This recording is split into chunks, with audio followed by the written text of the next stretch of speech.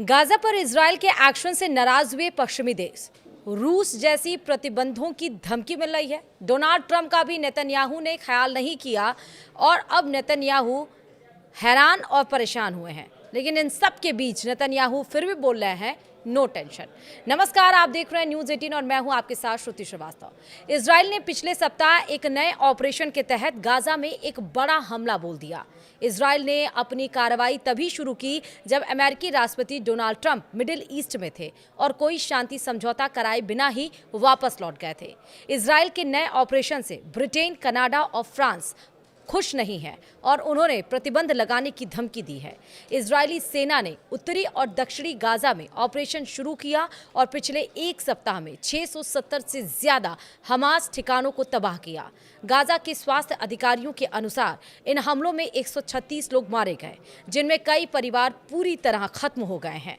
19 महीने के संघर्ष में अब तक 53,000 से अधिक लोग मारे जा चुके हैं। इजराइल ने गाजा में बुनियादी मात्रा में भोजन की अनुमति देने की घोषणा की है, लेकिन संयुक्त राष्ट्र ने इसे सीमित और आवश्यकता की तुलना में नाकाफी बताया है। गाजा की 21 लाख की आबादी भुखमरी के खतरे का सामना कर रही है। ब्रिटेन, फ्रांस और कनाडा के नेताओं ने इजराइल पर सैन्य कार्रवाई रोकने और मानवीय सहायता की अनुमति देने का दबाव बनाया है। उन्होंने चेतावनी दी है कि अगर इजराइल ने ऐसा नहीं किया तो वे प्रतिबंध जैसे कदम उठाएंगे। इजराइल के प्रधानमंत्री बेंजामिन नेतन्याहू ने इन देशों की निंदा को हमास के लिए बड़ा इनाम बताया और कहा कि यह और हमलों को न्योता देगा। उन्होंने यह भी स्वीकार किया कि अगर गाजा में भुखमरी की स्थिति बनी तो इजराइल को अपने करीबी सहयोगियों, विशेष रूप से अमेरिका का समर्थन खोना पड़ सकता है। उन्होंने कहा, अमेरिका नेता हमसे कहते हैं हम आपको सब कुछ देंगे, हथियार और कूटनीतिक समर्थन, ताकि हमास को खत्म किया जा सके, लेकिन अगर भुखमरी की तस्वीरें सामने आई तो हम आपका समर्थन नहीं कर सकेंगे। यमन के हूती विद्रोहियों ने इजराइल के हाइफा बंदरगाह पर नौसैनिक नाकाबंदी की घोषणा की है और इसे अपने निशाने में शामिल किया।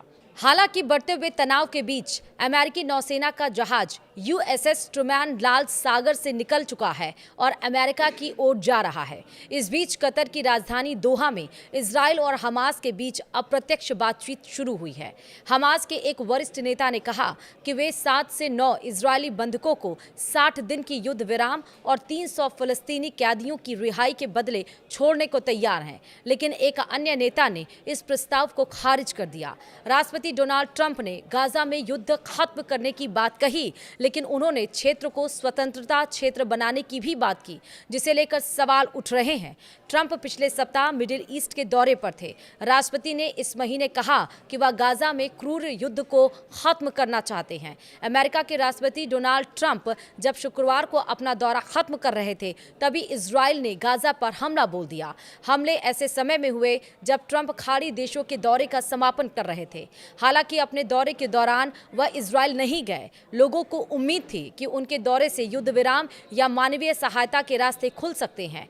गाजा में इजराइल की नाकाबंदी का अब तीसरा महीना है। इजराइल के प्रधानमंत्री बेंजामिन नेतन्याहू पहले ही कह चुके हैं कि हमास को खत्म करने के अपने लक्ष्य को पूरा करने के लिए वे गाजा में हमलों को और तेज करेंगे।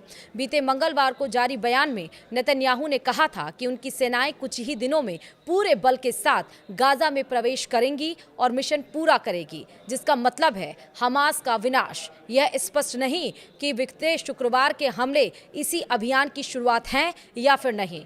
इजराइल और गाजा के बीच यह युद्ध 7 अक्टूबर 2023 को शुरू हुआ था, जब हमास के नेतृत्व में आतंकियों ने दक्षिणी इजराइल में घुसपैठ कर 1200 लोगों की हत्या कर दी थी। इसके जवाब में इजराइल ने व्यापक सैन्य कार्रवाई की, जिसमें गाजा के स्वास्थ्य मंत्रालय के अनुसार अब तक 53,000 से अधिक फिलिस्तीनी मारे जा चुके हैं। गाजा के स्वास्थ्य मंत्रालय का कहना है कि मरने वालों में बड़ी संख्या में महिलाएं और बच्चे शामिल हैं। इनमें से लगभग 3,000 की मौत 18 मार्च को युद्ध विराम टूटने के बाद हुई। हमास ने 7 अक्टूबर को इजराइल पर हमले के दौरान बंधक बनाए गए लगभग 250 लोगों में से 58 लोगों को अभी भी बंधक बना रखा है।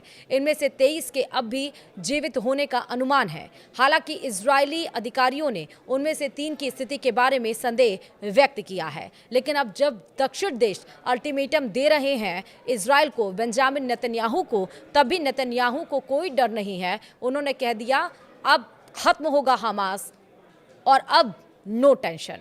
इसी के साथ इस वीडियो में इतना ही। नमस्कार।